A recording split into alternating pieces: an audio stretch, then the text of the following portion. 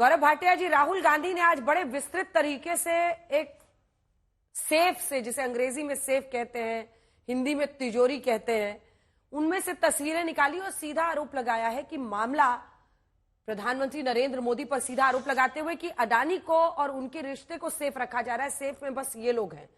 आप कहते हैं कि हम जनता को एकजुट कर रहे हैं, वो कह रहे हैं ऐसा नहीं है। आपका जवाब?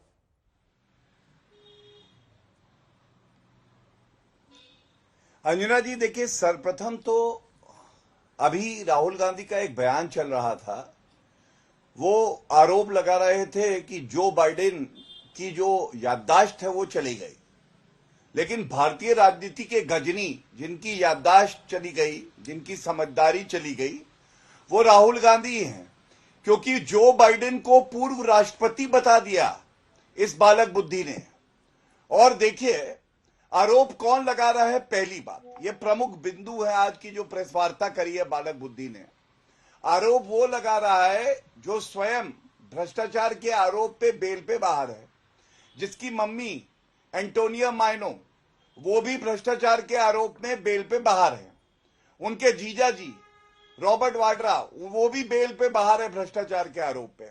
दूसरी बात, देखिए क्यों कह रहा हूं गजनी है, उनकी याददाश्त चली गई। उनकी जो सेफ थी ना, वो गांधी परिवार की तिजोरी लेके आए थे। उनको लगता है कि भारत को वो लूटेंगे, ये उनका जन्मसिद्ध अधिकार है। उनकी सेफ में कुछ तस्वीरें मेरे पास थी, वो रह गई थी, तो मैं दिखा देता हूं। ये देखिए, ये एक तस्वीर है। अदानी ग्रुप पे आरोप लगाते हैं, तो ये रेवंत रेड्डी की है। रेवंत रेड्डी 12,000 करोड़ रुपए तेलंगाना में कह रहे हैं निवेश करेंगे। ये वाली तस्वीर क्यों नहीं निकाली सेफ से, ये तो बता दे। अच्छा ठीक है। इसके बाद अशोक गहलोत, ये देखिए, ये भाई बुला रहे थे गौतम अदानी को। भाई गौतम अदानी आए हैं, कुछ तो दे के जाएंगे। और जब राजस्थान में इनकी सरकार थी अंजना जी, इस तस्वीर में देखिए कैसे एक दूसरे के कान में कितनी घनिष्ठता है। परम मित्र अशोक गहलोत, गौतम अदानी, और 50,000 करोड़ का इन्वेस्टमेंट करेंगे ये कह रहे थे अशोक गहलोत। और 1600 हेक्टेयर जमीन जो किसानों की थी वो सोलर पार्क के लिए दे रहे थे। जनता ने ऐसी लात मारी, सत्ता से ही हटा दिया। अच्छा, एक भारत के जीजा जी, इनको तो आप जानती होंगी, क्राइम मास्टर गोगो बुलाता है देश, ये रॉबर्ट वाड्रा। ये देखिए कैसे गौतम अदानी के साथ सटे हुए हैं।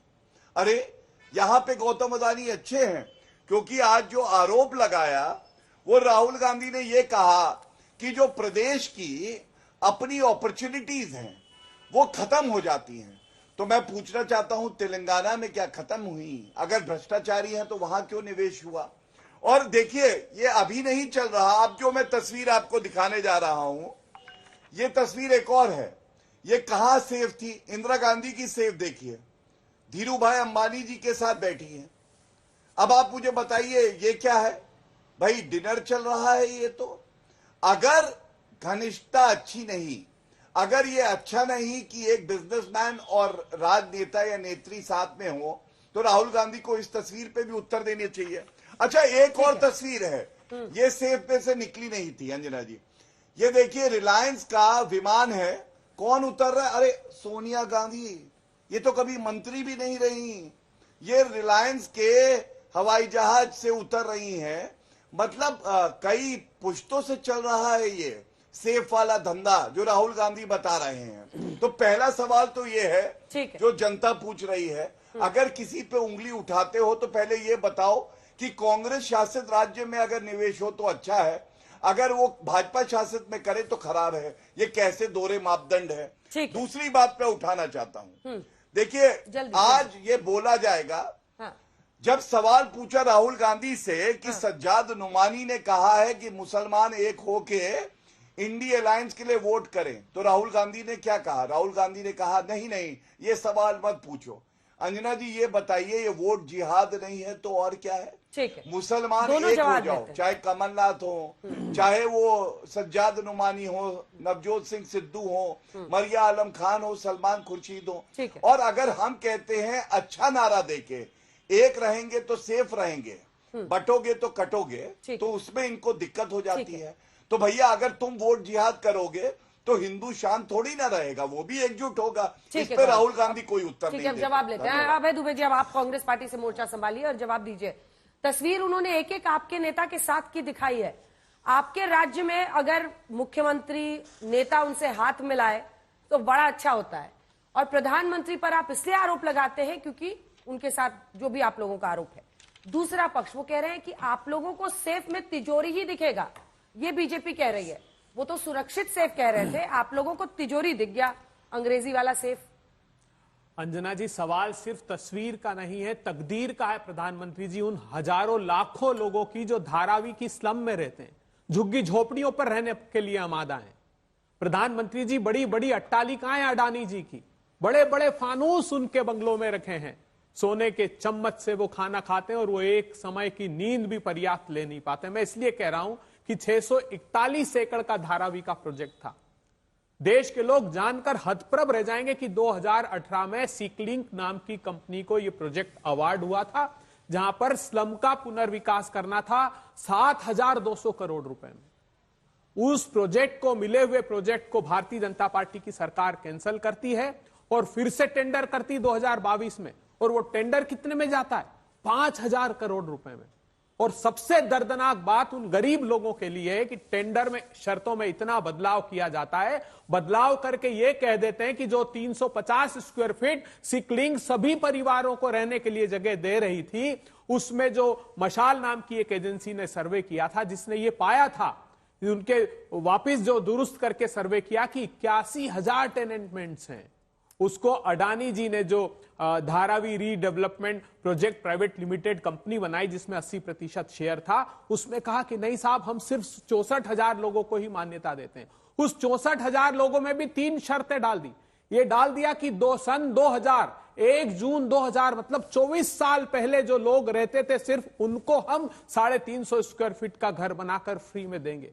उसके बाद के लोगों के लिए क्या शर्त जोड़ दी? मतलब 24 साल से जो धारावी में लोग रह रहे हैं, लाखों गरीब लोग जो मेजनाइन पर रह रहे हैं, जो फर्स्ट फ्लोर पर रह रहे हैं, 7 लाख 8 लाख लोग जो आइडेंटिफाई किए, उनको क्या कहा? उनको धारावी के बाहर प्रधानमंत्री आवास के नाम पर हम जमीन देंगे। और 2011 के बाद के जो लाखों लोग हैं, उनको तो इनकार ही कर दिया। उनको कहा कि हायर परचेस पे जो ले सकता है ले। प्रधानमंत्री जी इतना बड़ा अन्याय करेंगे? और ये सिर्फ वहीं की का मामला नहीं है।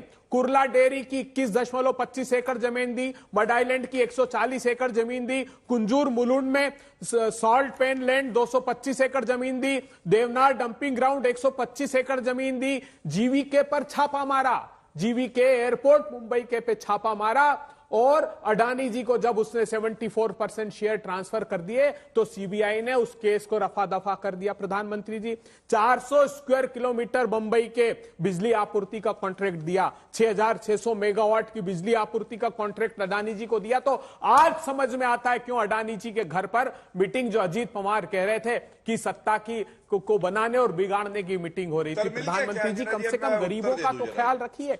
महाराष्ट्र में एक के बाद एक आप प्रोजेक्ट छीन कर ले गए, क्या कसूर था महाराष्ट्र का? बताइए ना। C295 अभी आपने बड़ोदरा में उस प्रोजेक्ट का उद्घाटन किया, वो महाराष्ट्र के लिए निर्धारित किया गया था। फॉक्सकॉन का प्रोजेक्ट था, iPhone manufacturing plant, international finance services का छीना, गेल पेट्रोकेमिकल्स का, बल्क ड्रग पार्क छीन लिया। तो महाराष्ट्र ने क्या कसूर किया था? महाराष्ट्र का किसान त्राहिमाम कर रहा है। जानते हैं प्याज के किसानों के साथ क्या धोखा किया? एक्सपोर्ट पर आपने प्रतिबंध लगा दिया। जब एक्सपोर्ट की छूट दी तो एक मिनिमम प्राइस आपने एक्सपोर्ट का निर्धारित किया, उस पर 40% ड्यूटी लगा दी। तो टर्की और बांग्लादेश और पाकिस्तान जैसे देशों का प्याज हमसे सस्ता बिका और हमारे प्याज के खरीदार नहीं थे। प्याज के किसानों को पैसे नहीं मिलते, कपास के किसानों को पैसे नहीं मिलते, सोयाबीन के किसानों को पैसे नहीं मिलते। तो आखिर महाराष्ट्र का कसूर क्या था कि आप इतने जख्म दे रहे हैं? इसलिए राहुल गांधी जी ने जो सवाल खड़े किए वो बहुत तार्किक है। आपने लेकिन सवाल का जवाब नहीं दिया ना सर, कि अडानी साहब जब आपके शासित राज्य में जाते हैं तो गंगा जल से नहा के पहुंच जाते हैं कि दूध से नहा के आ जाते हैं?